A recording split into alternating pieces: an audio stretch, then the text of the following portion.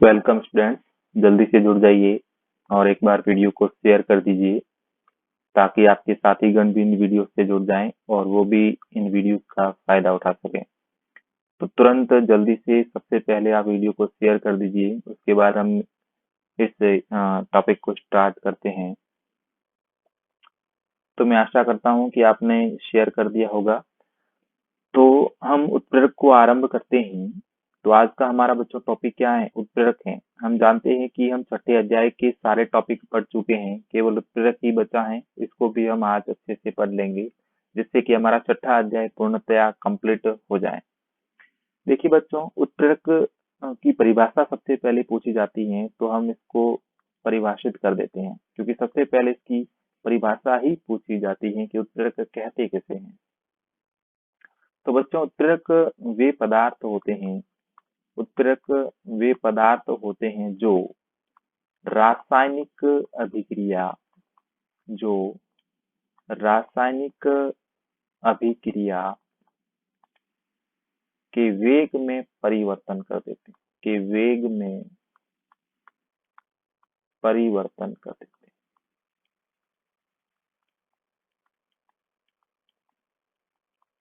मैं बिल्कुल आसानी से अच्छी तरीके से समझाऊंगा बच्चों, तो वीडियो के अंत तक आप जरूर बने रहें और वीडियो को लाइक जरूर कर दें। तो वे पदार्थ जो रासायनिक अभिक्रिया के वेग में परिवर्तन कर देते हैं क्या कहलाते हैं? उत्प्रेरक कहलाते हैं। ये तो हो गई इसकी परिभाषा, लेकिन यहाँ पे जो सबसे मुख्य बात है वो भी आपको ध्यान रखना है कि जो बच्चों ये उत्प्रेरक होते हैं, ये वेग में परिवर्तन तो करते हैं, लेकिन ये स्वयं बच्चों क्या रहते हैं? अपरिवर्तित रहते हैं। स्वयं कैसे रहते हैं? अपरिवर्तित रहते हैं। स्वयं अपरिवर्तित रहते हैं। तो परिभाषा जब भी पूछी जाती है तो आप इससे ज्यादा कभी नहीं लिखोगे, क्योंकि एक नंबर के प्रश्न में ये चीज बहुत होती है। उत्प्रेरक वे पदार्थ होते हैं जो रासायनिक अभिक्रिया के वेग में परिवर्तन कर देते हैं। परिवर्तन का मतलब है या तो वो रासायनिक अभिक्रिया के वेग को बढ़ा देंगे या फिर वो रासायनिक अभिक्रिया के वेग को घटा देंगे। तो रासायनिक अभिक्रिया के वेग में परिवर्तन का मतलब है या तो वेग को बढ़ा देंगे या वेग को घटा देंगे, लेकिन उत्प्रेरक स्वयं हमेशा कैसे रहते हैं? अपरिवर्तित रहते हैं। अब हम कुछ इसकी विशेषताओं की बात करते हैं। एग्जाम में थोड़ा बड़ा प्रश्न अगर पूछा जाता है तो ये पूछा जाता है कि बच्चों, उत्प्रेरक की विशेषताएं क्या होती है? तो सबसे पहली विशेषता तो यही होती है कि रासायनिक वेग में परिवर्तन करने वाले पदार्थ क्या होते हैं? उत्प्रेरक होते हैं। तो पहली विशेषता तो यही हो जाती है। दूसरी विशेषता इसकी ये हो जाती है कि ये स्वयं अपरिवर्तित रहते हैं। तीसरी विशेषता इसकी बच्चों ये रहती है कि जब कभी भी इसको किसी रासायनिक अभिक्रिया में सम्मिलित या मिश्रित किया जाता है तो इसकी सूक्ष्म मात्रा ही पर्याप्त होती है। सूक्ष्म मात्रा ही पर्याप्त होती है। ऐसा नहीं है कि आप अधिक मात्रा में इसको डाल दो। इसकी कुछ बूंदे, इसके कुछ ग्राम की मात्रा ही पर्याप्त होती है, जो कि अभिक्रिया के वेग को परिवर्तित करने के लिए पर्याप्त होती है।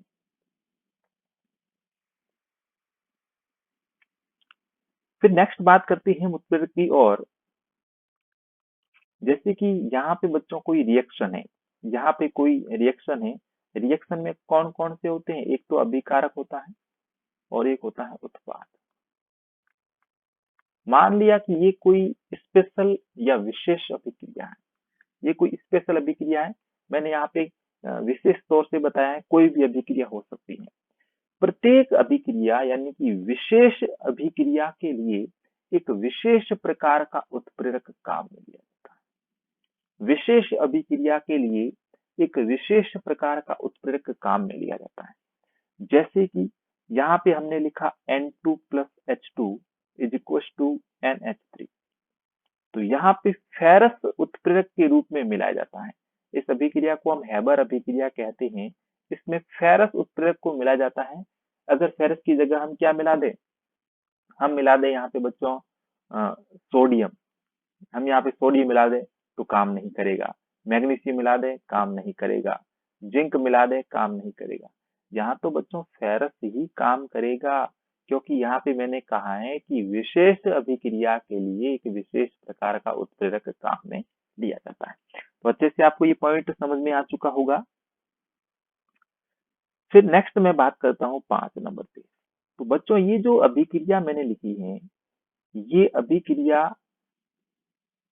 अभिकारक से उत्पाद का निर्माण यानी कि N2 प्लस H2 से किसका निर्माण, NH3 का निर्माण। मैं इसी को मद्देनजर रहते हुए इसी एग्जाम्पल को मानते हुए आपको समझाना चाहूंगा कि यहाँ पर जो ये हैबर अभिक्रिया हो रही है, इस हैबर अभिक्रिया को प्रारंभ करने का श्रेय किसको जाएगा, प्रारंभ करने का श्रेय तो अभिकारकों को जाएगा। किसको जाएगा, अभिकारकों को जाएगा। तो यहाँ पे ये निष्कर्ष निकलता है कि अभिक्रिया को प्रारंभ करने का श्रेय उत्प्रेरक को नहीं जाता। उत्प्रेरक क्या कर सकता है, उत्प्रेरक तो केवल अभिक्रिया के वेग में परिवर्तन कर सकता है। ये केवल अभिक्रिया के वेग में परिवर्तन कर सकता है। उत्प्रेरक बच्चों कभी भी रिएक्शन को स्टार्ट नहीं कर सकता। रिएक्शन को ये शुरू यानी कि अभिक्रिया को ये कभी भी शुरू प्रारंभ नहीं करता। इसका काम केवल और केवल क्या है, इसका काम केवल और केवल है वेग में चेंज करना, वेग में परिवर्तन करना। तो पांचवा बिंदु आपको समझ में आ चुका होगा। नेक्स्ट बात करते हैं हम 6 नंबर पे।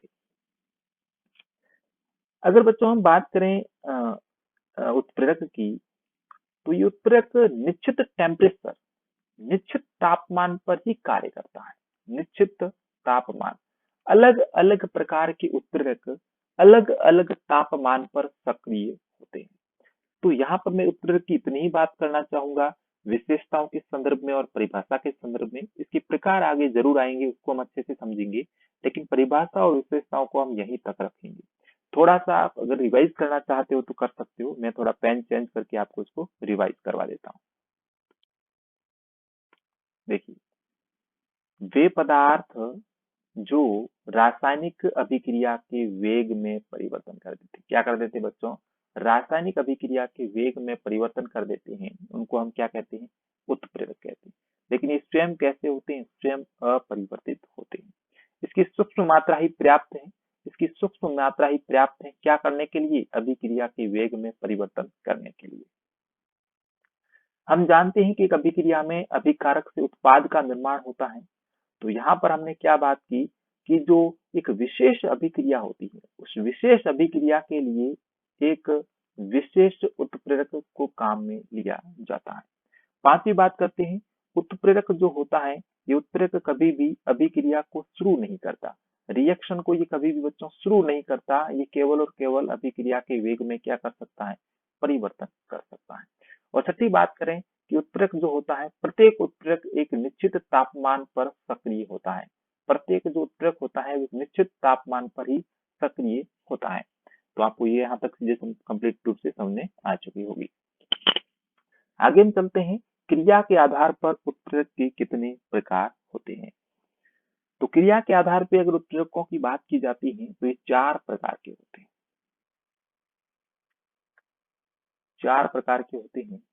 ज्यादा समय नहीं खराब करते हुए हम जल्दी से इनको समझने का प्रयत्न करेंगे। क्रिया के आधार पर 4 प्रकार के उत्प्रेरक होते हैं। पहला उत्प्रेरक होता है बच्चों धनात्मक उत्प्रेरक, धनात्मक उत्प्रेरक। दूसरा होता है ऋणात्मक उत्प्रेरक, ऋणात्मक उत्प्रेरक। तीसरा होता है स्वतः उत्प्रेरक, ये हो गया स्वतः उत्प्रेरक। और चौथा होता है बच्चों जैव उत्प्रेरक, जैव उत्प्रेरक। ये 4 ही होते हैं। 1 नंबर पे आपको याद रखना है धनात्मक उत्प्रेरक, 2 नंबर पे ऋणात्मक उत्प्रेरक, 3 नंबर पे स्वतः उत्प्रेरक और 4 नंबर पे जैव उत्प्रेरक। नाम में आई थिंक कोई प्रॉब्लम आपको नहीं होनी चाहिए, आसानी से आपको ये नाम याद हो जाने चाहिए। वापस से एक बार रिवाइज कर देता हूँ। पहला है धनात्मक उत्प्रेरक, दूसरा है ऋणात्मक उत्प्रेरक, तीसरा है स्वतः उत्प्रेरक और चौथा है जैव उत्प्रेरक। ओके, क्लियर हो गया। धनात्मक उत्प्रेरक से क्या तात्पर्य है, इसको हम समझते हैं।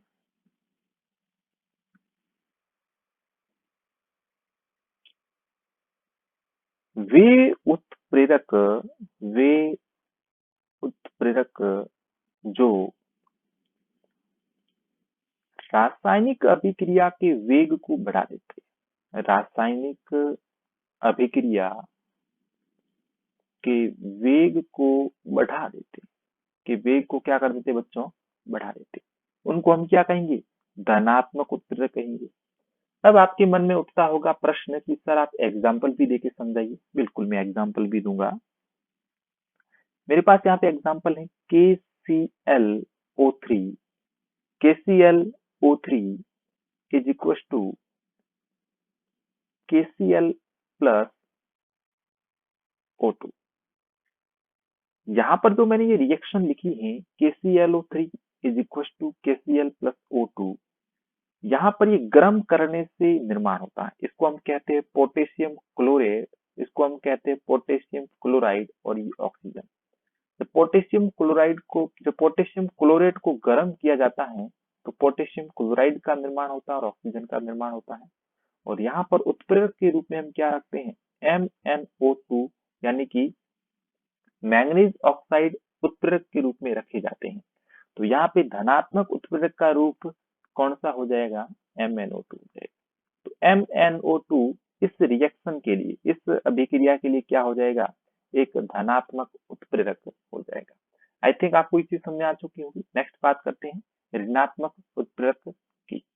तो वे उत्प्रेरक जो रासायनिक अभिक्रिया वे उत्प्रेरक जो रासायनिक अभिक्रिया के वेग को बच्चों घटा देते, वे उत्प्रेरक जो रासायनिक अभिक्रिया के वेग को घटा देते हैं क्या कहलाते हैं, ऋणात्मक उत्प्रेरक कहलाते हैं।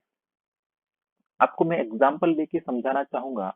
यहाँ पे मैंने लिखा hydrogen peroxide 2H2O2 is equal to H2O plus O2। यहाँ पे H2O के आगे मैं 2 लिखूंगा ताकि अभिक्रिया क्या हो जाए, संतुलित हो जाए। यहाँ पर हम एक उत्प्रेरक मिलाते हैं जिसका नाम है गिल्सरॉल, जिसका नाम क्या है, गिल्सरॉल जिसका नाम है।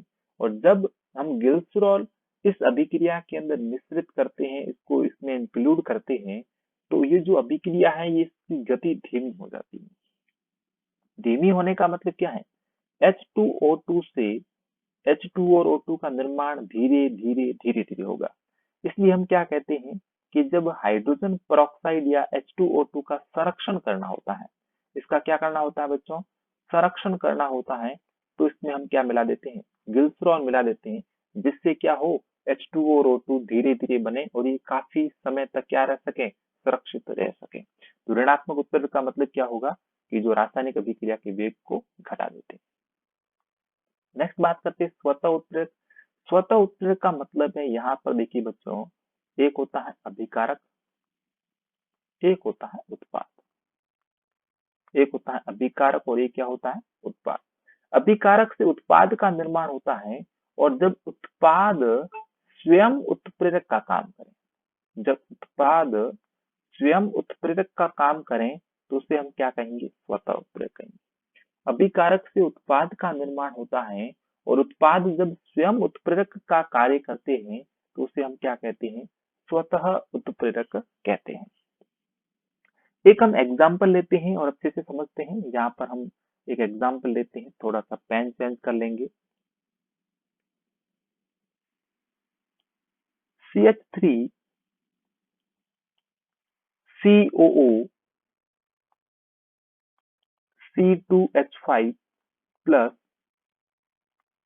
H2O is equals to CH3COOH plus C2H5OH।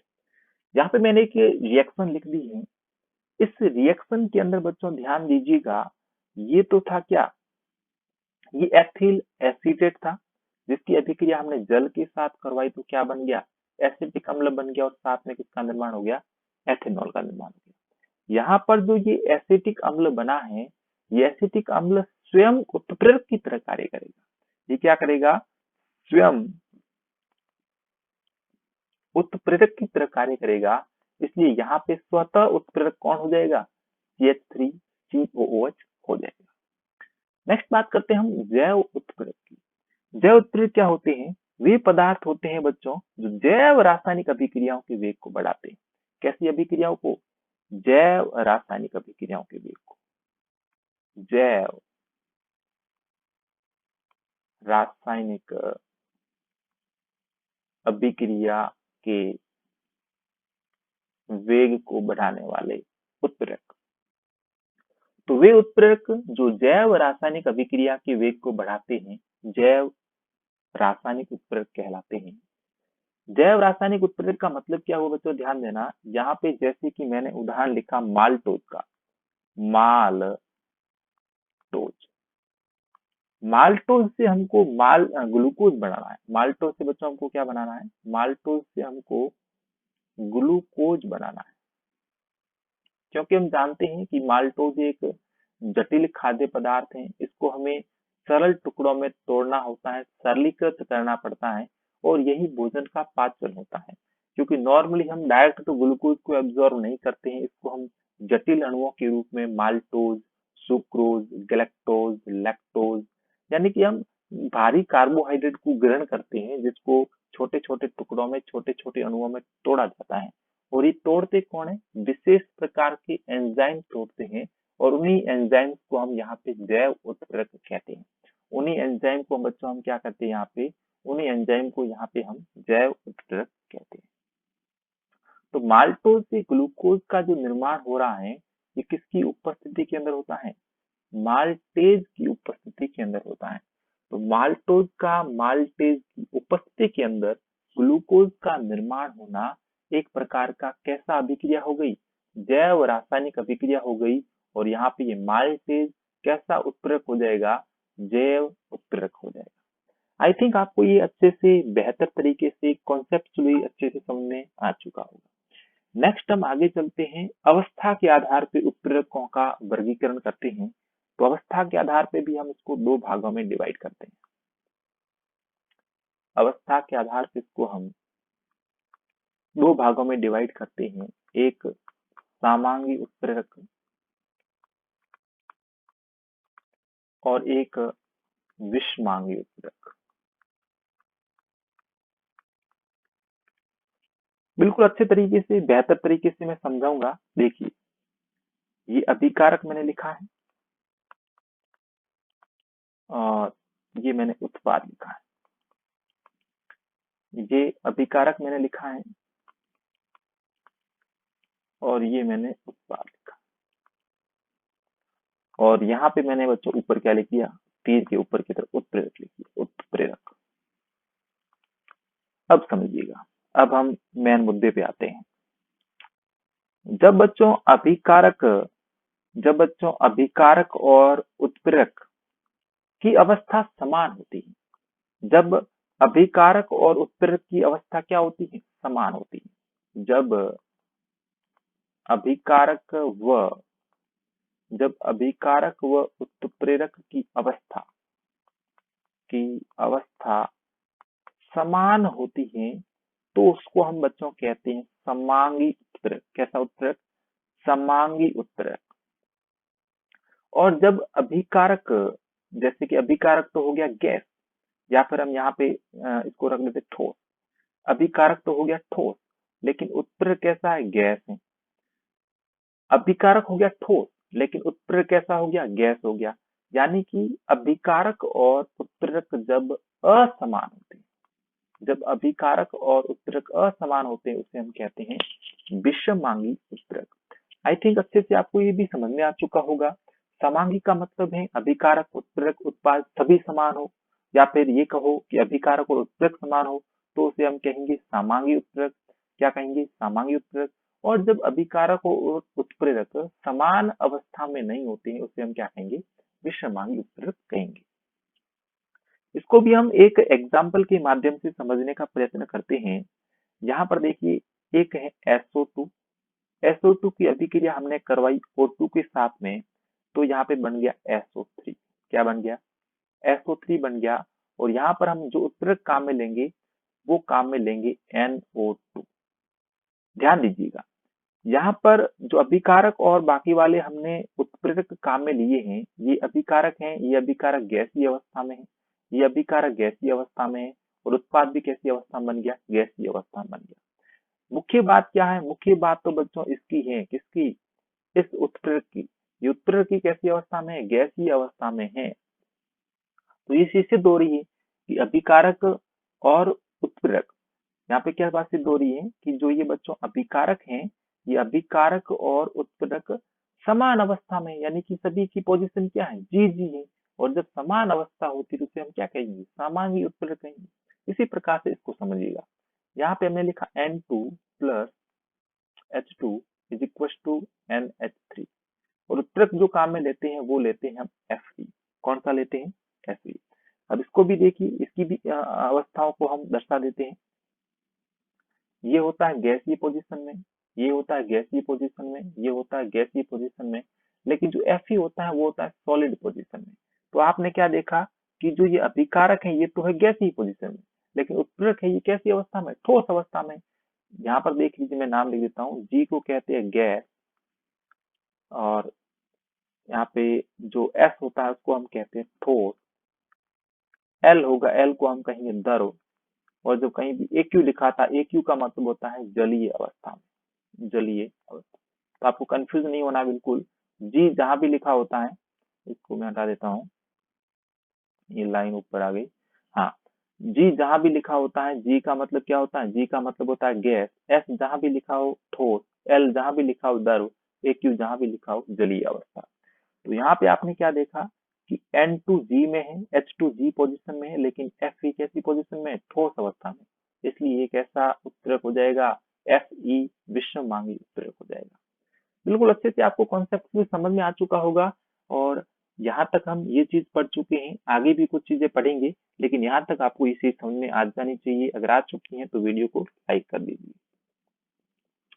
Last में बच्चों हम समझेंगे उत्प्रेरक विष तथा उत्प्रेरक वर्धक। ये हमारा इस यूनिट का, इस पाठ का, इस अध्याय का लास्ट बिंदु है, लास्ट टॉपिक है, जो कि 2-3 मिनट के अंदर मैं कंप्लीट रूप से आपको समझा दूंगा। यहाँ पे ये क्या लिखा हुआ है, उत्प्रेरक विष और उत्प्रेरक वर्धक। थोड़ा सा पेन चेंज करके इसको समझाऊंगा मैं। देखिए, सबसे पहले हम बात करेंगे उत्प्रेरक विष की, उत्प्रेरक विष की, और उसके बाद हम बात कर लेंगे उत्प्रेरक वर्धक। उत्प्रेरक विष, उत्प्रेरक तो होगा ही होगा, साथ में हम धन जोड़ देते, उत्प्रेरक प्लस विष, उत्प्रेरक प्लस वर्धक। विष का मतलब क्या होता है, जहर। वर्धक का मतलब, वर्धक का मतलब होता है बढ़ाने वाला, वर्धक का मतलब बढ़ाने वाला। विष का मतलब जहर, जहर क्या करेगा, कमी करेगा।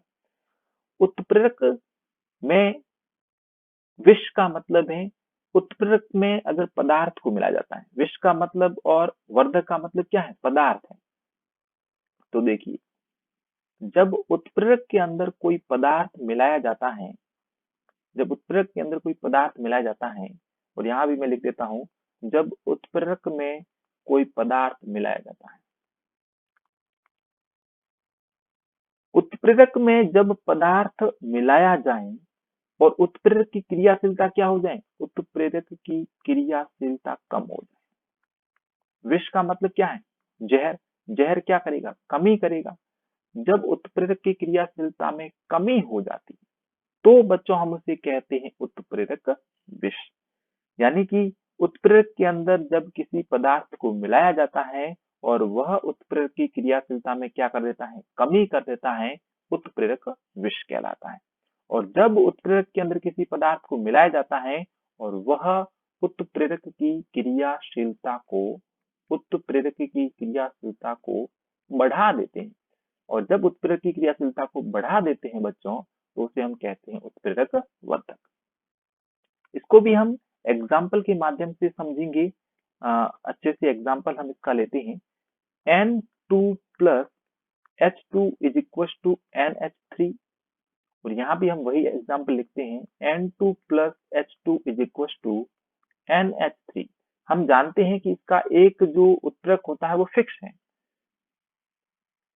उत्प्रेरक तो इसका फिक्स ही होता है। यहाँ पे देखिए ये उत्प्रेरक हो गया Fe और यहाँ भी उत्प्रेरक कौन सा हो गया Fe। अगर इसको आप हटाना चाहते हो तो हटा सकते हो, किसी दूसरे कलर से इसका लिख देते हैं। इसको भी हम किसी दूसरे कलर से लिख देंगे, मानो कि इसको हम रेड कलर से लिख देते हैं। ये मैंने लिख दिया Fe और ये भी लिख दिया Fe। अवस्थाएं मैंने पहले लिखा दी, अवस्थाओं की अब जरूरी नहीं है। अब यहाँ पे मैं ऑब्लिक लगा देता हूँ, यहाँ भी ऑब्लिक लगा देता हूँ। ये तो बच्चों क्या है उत्प्रेरक, ये भी बच्चों क्या है, ये भी उत्प्रेरक। ये तो हो गया मैन उत्प्रेरक। क्या हो गया, मैन उत्प्रेरक। और जब उत्प्रेरक के साथ में कोई पदार्थ मिलाएंगे और बच्चों की क्रियाशीलता में क्या आएगी, कमी आएगी। तो हम Fe में एक पदार्थ मिलाते हैं, उस पदार्थ का नाम है CO। क्या है बच्चों, CO। उस पदार्थ का नाम है CO। CO का मतलब होता है कार्बन, कार्बन मोनोऑक्साइड। इस अभिक्रिया का नाम क्या है बच्चों, हैबर अभिक्रिया। हैबर अभिक्रिया के अंदर जब हम Fe यानी कि आयरन उत्प्रेरक के साथ में कार्बन मोनोऑक्साइड को मिलाते हैं तो अभिक्रिया की अभिक्रिया की नहीं, उत्प्रेरक की क्रियाशीलता क्या हो जाती है, उत्प्रेरक की क्रियाशीलता यानी कि इस उत्प्रेरक की क्रियाशीलता क्या हो जाती है, इस उत्प्रेरक की क्रियाशीलता कम हो जाती है। और यही क्या कहलाता है, उत्प्रेरक विष यानी कि उत्प्रेरक में जहर का काम करता है। और जब हम Fe के अंदर MO मिला देते हैं, इस MO को बच्चों हम कहते हैं मोलिबडेनम। क्या कहते हैं, मोलिबडेनम कहते हैं। और जब Fe उत्प्रेरक के अंदर मोलिबडेनम उत्प्रेरक को पदार्थ को मिलाया जाता है, जब Fe उत्प्रेरक के अंदर मोलिबडेनम पदार्थ को मिलाया जाता है तो उत्प्रेरक की क्रियाशीलता बढ़ा देते हैं। इस उत्प्रेरक की क्रियाशीलता को क्या करा देते हैं, बढ़ा देते हैं। इसलिए इसको हम कहेंगे उत्प्रेरक वर्धक। ये उत्प्रेरक के लिए अच्छा काम कर रहा है क्योंकि उत्प्रेरक की क्रियाशीलता क्या हो रही है, बढ़ रही है। तो इस प्रकार से बच्चों हमने पूरे अध्याय को अच्छे से पढ़ लिया। अगर छठा अध्याय आपने नहीं देखा है, पांचवा, चौथा, तीसरा, दूसरा, पहला या बाकी जितने भी अध्याय हो मैंने सारे पढ़ाए हुए हैं, सारे प्लेलिस्ट में जाके आप अच्छे से देख सकते हो। प्रत्येक वीडियो का मैंने प्रत्येक चैप्टर का मैंने अच्छे से कंक्लूजन करके आपके सामने परोसा है। तो आप अगर यहाँ से देखते हो तो मैं श्योरली कह सकता हूँ कि आपको बहुत सारी चीजें समझ में आएगी जो आप आज तक नहीं समझे, आपके टीचर्स आपको आज तक नहीं समझा पाए, वो सारी चीजें मैंने यहाँ से समझाने का प्रयास किया है। लगातार आप हमारे साथ जुड़े हुए हो, इसलिए आप सभी विद्यार्थियों का बहुत बहुत धन्यवाद। Thank you very much for watching this video.